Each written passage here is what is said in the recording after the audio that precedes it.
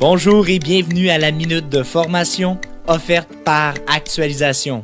Cette semaine, nous allons voir des conseils ergonomiques pour un poste de travail confortable et efficace. L'objectif est de se familiariser avec des conseils pour éviter des douleurs musculaires, d'assurer son confort et d'augmenter sa productivité au travail.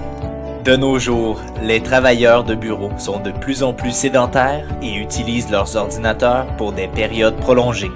De ce fait, la position statique de ces travailleurs engendre des problèmes musculo-squelettiques. Les TMS sont entre autres responsables de douleurs, de raideur et de perte de mobilité et de force.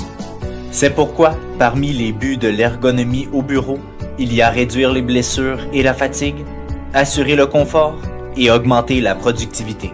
Nous allons maintenant voir quelques conseils ergonomiques pour un poste de travail plus confortable et efficace.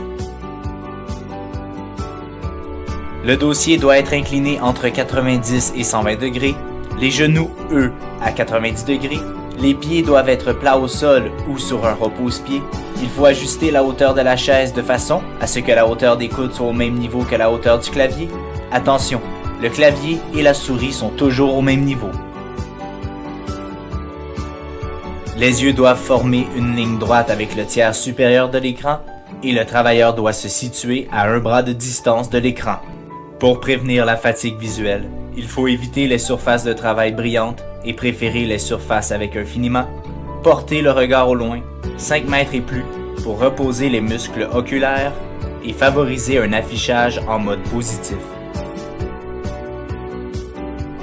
C'est important de prendre des temps d'arrêt très courts, de 15 à 30 secondes, 3 à 4 fois par heure, pour se dégourdir et faire des étirements. En adoptant une posture assise, on dépense moins énergiquement, mais ça cause une pression accrue aux disques intervertébraux. Une posture debout, c'est favorable pour des déplacements fréquents, mais ça cause des stases sanguines dans les veines des jambes, pouvant entraîner des varices. La solution la plus avantageuse est d'alterner entre la posture assise et la posture debout. C'est ainsi que se termine la Minute de formation de cette semaine. On se donne rendez-vous la semaine prochaine.